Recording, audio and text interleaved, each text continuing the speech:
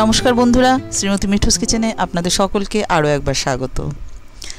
আমি আজকে নিয়ে এসেছি সর্ষে ইলিশের একটা রেসিপি। আমি ভীষণ ঘরোয়াভাবে করার চেষ্টা করি।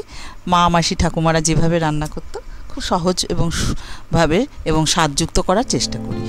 তো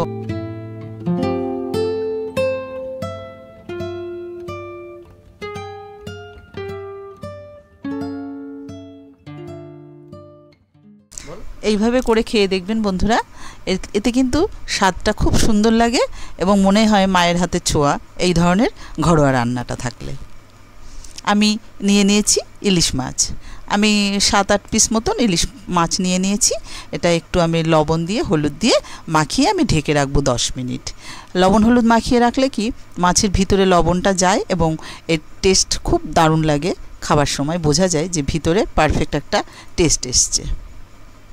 এইভাবে আমি লবণ হলুদটা মেখে ঢেকে রাখবো।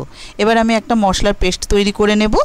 আমি নিয়ে নিয়েছি 6টা কাঁচা লঙ্কা নিয়ে নিয়েছি। আর ইলিশ মাছে সবসময় কাঁচা লঙ্কা স্বাদ আনে বেশি। আর নিয়ে নেব 3 চামচ সাদা সর্ষে আর 3 চামচ পোস্ত। এটা আমি শিলনোড়ায় বেটে নেব। এটা হাতে বাটা মশলা হলে, শিলনোড়ায় বাটা মশলা হলে খুব বেশি ভালো হয়। আপনারা মিক্সিতেও করতেই পারেন, তো আমি শিলনোড়ায় বেটে নেব। মশলাটা আমার বাটা হয়ে গেছে, এবার আমি তুলে নেব। একদম মিহি করে পেস্ট করে নিয়েছি।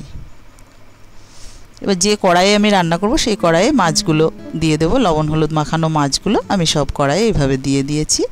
আর উপর দিয়ে মশলার পেস্টটা ছড়িয়ে দেব এবং দিয়ে মাছটা ভালো করে মেখে নেব। মশলা দিয়ে